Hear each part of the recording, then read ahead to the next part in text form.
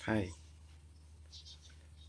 video ini bermaksud untuk memberikan pemahaman awal bahwa matematika bisnis itu tidak suatu hal yang menakutkan, begitu ya. Saya senang sekali kalian semua bisa bergabung dengan kita di Prodi Manajemen. Semoga semuanya menjadi bermanfaat. Saya adalah Ibnu Haris, dosen tetap pada Fakultas Bisnis yang kebetulan pada saat ini menjadi pengampu mata kuliah. Baik, kita mulai pertama kali dengan kenapa harus matematika. Ya, sebenarnya matematika bisnis itu hanya pemodelan, dan kita harus paham sekali bahwa pola pikir pemodelan itu dibentuk dari matematika. Sehingga tidak jauhlah kita seorang manajer harus tetap menguasai konsep matematika. Pembicaraan utama dalam matematika bisnis adalah sebenarnya ekonomi mikro. Ya, jadi Anda yang baru memulai perkuliahan, maka Anda harus tahu bahwa matematika bisnis dan ekonomi mikro adalah dua mata kuliah yang saling berhubungan.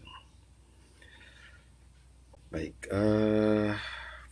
di dalam matematika bisnis kita akan berbicara lebih banyak mengenai fungsi, karena inilah yang terkait betul dengan ekonomi mikro, namun tidak mengurangi pentingnya topik-topik lain seperti diferensial, deret, dan sebagainya.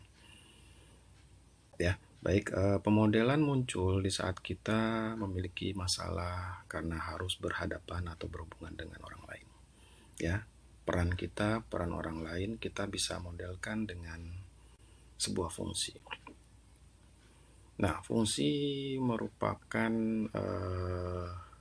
satu hal yang menjadi solusi bagaimana kita mencari hal-hal yang harus kita tingkatkan atau hal-hal yang harus kita kurangi.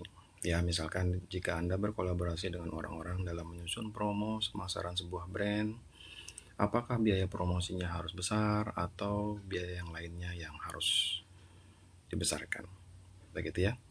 Hal-hal yang harus diingat bahwa di matematika bisnis itu banyak yang harus kita ingat kembali, prinsip aljabar dan segala macam.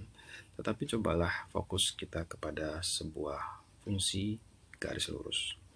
Gitu ya, fokus khususnya yang dibentuk oleh sebuah lereng. Karena sasaran pertama yang akan kita kuasai dalam matematika bisnis adalah bagaimana mengerti sebuah fungsi ini mewakili keadaan realita yang kita hadapi. Misal, ini dimodelkan sebuah Y dalam persamaan ini adalah sebuah variabel dependent. Dependent ini adalah variabel yang bisa berubah kapanpun akibat pengaruh dari variabel independent. Nah, di persamaan ini variabel independennya adalah X. Variabel X bisa mempengaruhi Y. Begitu. Baik.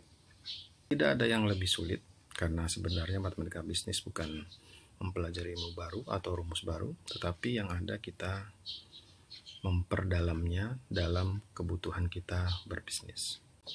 Silakan Anda cari resource manapun, yang gratis ataupun yang berbayar, tergantung preferensi Anda masing-masing.